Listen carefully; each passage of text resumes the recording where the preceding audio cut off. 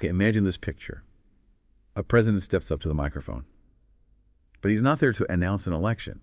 Instead, he says, I am not here to organize elections. I'm here to organize a revolution. What if the thing that much of the world immediately called a crime against democracy was actually seen by millions of people as, well, the beginning of something else? Welcome to this deep dive. We're going to be peeling back the layers today on really a critical moment in recent African politics. We've gathered some sources that offer a radically different take on these events, and our mission really is just to unpack the arguments, the insights these materials are presenting. We want to explore what they might suggest about, democracy itself and sovereignty. Exactly. And just to frame this, we're not here to agree or disagree with any specific viewpoint. Think of us more as guides today.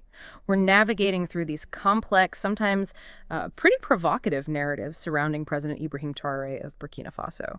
We're looking at what these particular sources reveal about his decision, that big decision to dissolve the National Electoral Commission, and maybe more importantly, the questions this act raises, according to these materials, right across the continent about who democracy, as it's practiced, actually serves. Okay, so let's ground this in the event itself. It's quiet morning, July 14th, 2025, in Ouagadougou. President Ibrahim Traoré does something that these sources describe pretty dramatically as what no other African leader dared to do. He dissolves CNI, that's Burkina Faso's National Electoral Commission. Just gone. And the reactions, well, the sources paint a picture of complete opposites. Right. From the West, as they put it, the condemnation sounds absolute. You hear phrases like a crime against democracy, an insult to elections, an unforgivable step back into dictatorship. Some even called it the end of hope. But then you flip the coin. For millions across Africa, these same sources say it felt like the beginning of something else. And the description they use is powerful, raw, unapologetic, and terrifying to the powerful. A revolution of sovereignty. It's such a stark contrast. It really is. And what's fascinating is how these sources immediately set up this core tension. They don't just report it, they challenge the whole framework. They ask this fundamental question, what if democracy, as we've been told to accept it, was never ours to begin with? Wow. Yeah, I mean, that really forces you to think, okay, who is this system actually benefiting? Who does it serve in the African context specifically? So what was Traoré's rationale? According to these materials, what was his stated reason for such a huge move? Well, his main declaration was pretty clear. I am not here to organize elections. I am here to organize a revolution. Right. No ambiguity there. Not at all. Yeah. And he didn't just stop there. He apparently called the electoral body itself a waste of money. Oh. And said his aim was, and this is a direct quote they highlight, to expose the lie behind the ballot. He also made that statement about democracy being earned, didn't he? Yes, exactly. Democracy is not where you begin, he's quoted as saying. It's what you earn after reclaiming your land, your economy, your dignity. So for him, shutting down the electoral process was necessary because, as he put it, real change doesn't come from ballots in a box. And the sources suggest this resonated, like really struck a chord. Apparently so. For some, it was seen as the first honest thing they'd heard from an African leader in years. That's quite a statement. It is, and it apparently sparked this question that started spreading, from Nairobi to Lagos to Johannesburg. The question being simply, what if he's right? Which challenges so much conventional wisdom. Absolutely. It goes right to the heart of the post-colonial narrative about governance and progress. So this leads into a deeper critique that these materials explore, doesn't it? This idea of an imported democracy. Yes, exactly. They really question this assumption that, you hold elections, you vote, and prosperity naturally follows. They ask quite bluntly, why are the most democratic countries in Africa also the most desperate? It's a provocative question. And they back it up with some really vivid, quite sobering examples, like Nigeria. They say elections come every 4 years and hunger comes every single day. Mentioning over 133 million people below the poverty line, even though the country is, as they describe it, swimming in oil. Then there's Kenya. Right. In Kenya, ballots are cast in peace, but blood is spilled in protest. And they paint this picture of leaders flying first class with IMF loans, while ordinary citizens are just told to be patient with poverty. And South Africa, too, gets a mention. Yeah, South Africa. Democracy came in 1994, the sources state, but unemployment still comes in waves of despair. Young people vote, but they return to the same ghettos, the same broken promises. It's a bleak picture. And what these examples collectively build towards, according to the argument in these sources, is this idea that imported democracy was a luxury we were never allowed to afford. It was presented as a solution, they say, but it arrived without real sovereignty, without land reform, without industrial policy, crucially, without the ability to say no. Just the illusion of choice. Precisely, which ties directly into that theater of freedom analogy you mentioned earlier. Yeah, explain that a bit more. The sources describe it quite powerfully. They paint this picture of election cycles where the candidates are all sort of cut from the same cloth, groomed by the same donors, coached by the same consultants, educated in the same Western schools, maybe funded by the same NGOs. So the question becomes, when people cast their vote in that scenario, what actually changes? Right. And the sources argue often not much, maybe just the signature on the IMF contract or, the flag at the embassy welcoming foreign investors. So from Traoré's perspective, as presented here, voting isn't the answer. Not in that system. His view, as these sources strongly convey it, is that voting is not development. Voting is not justice. And crucially, voting in a system rigged from the start is nothing more than a ritual of submission. So his action, dissolving the commission, was about dismantling that ritual, that illusion. That seems to be the argument presented, to break the spell, you could say, to force a confrontation with what they see as the reality behind the performance. Okay, let's shift gears slightly. Let's talk about the money, because these sources really emphasize the financial angle. They do. The line that stands out is, democracy is priceless, perhaps, but there's always an invoice. And that invoice, they claim, is paid by Africans not in dollars, but in dignity. Which is a very strong claim. It is. And they put some numbers to it. Specific costs for Burkina Faso's Electoral Commission, CNI. They state it consumed over 870,000 USD in inaugurational costs annually. Okay. And then they immediately contrast that. That same amount, they argue, could have built more than 500 schools. Or, let me guess, infrastructure. Yeah, over 8,000 solar streetlights. Or provided clean water for 250 villages. That's the opportunity cost they're highlighting. And they broaden that out, don't they? Beyond just Burkina Faso. They do. They cite a figure for 2020. Over $2 billion, that's billion with a B, was spent by Western governments and NGOs to support democracy in sub-Saharan Africa. $2 billion, that's a lot of money. It is. And again, they list the potential alternatives. Enough, they claim, to electrify every rural clinic in Burkina Faso or fund every university in Senegal for 10 years.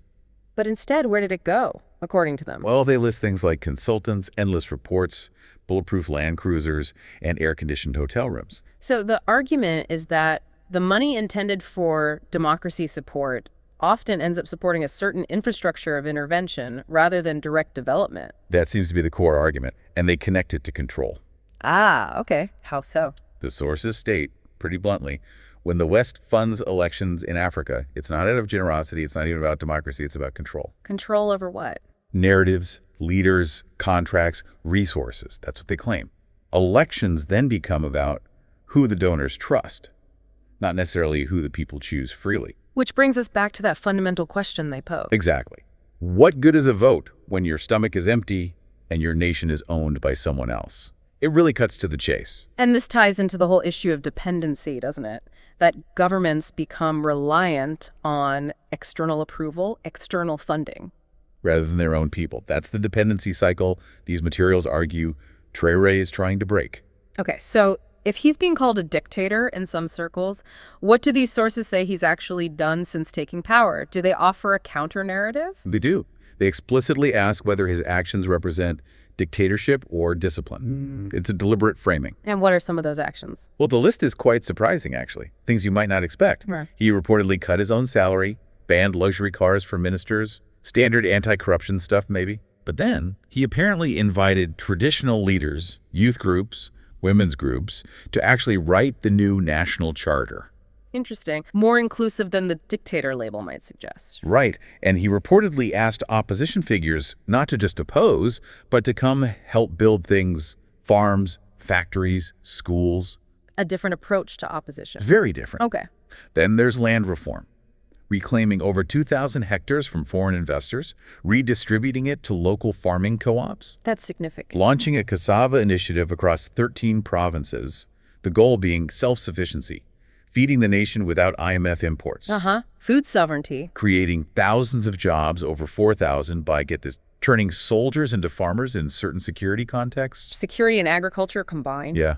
Banning foreign mining companies that refuse to pay taxes, nationalizing operations that violate environmental laws. Taking on powerful interests there. Definitely. And ordering a full audit of all foreign NGO spending, suspending hundreds of operations that couldn't account for their budgets. Wow. Okay, that's quite a list of actions. And they also highlight his personal style as part of this. How so? They make a point of saying he doesn't wear Gucci, he doesn't beg for conferences, he doesn't perform for CNN. Right.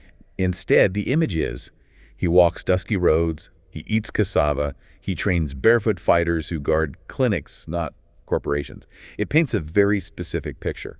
So connecting all these dots, the actions, the style, what's the bigger picture the sources are trying to paint here? They argue it's not just a new system, but a new psychology. That's the phrase they use. Or a new psychology, meaning? A shift where African dignity is no longer outsourced. Legitimacy isn't something conferred by external observers, like someone with a UN observer badge. It rises from the soil itself, as they put it. Exactly. And they note who he quotes. It's Sankara. It's Amilcar Cabral. Not Rousseau or Jefferson. It signals a different intellectual heritage. A leadership rooted in local context, in sacrifice, in memory. Yes. And they conclude this makes him a danger to those who profit from forgetfulness, those who benefit from the status quo, from Africa not remembering its own power or history. Okay, so if that's the portrayal of Traoré and his actions in these sources, why the intense negative reaction from the West, as they describe it? What's the fear?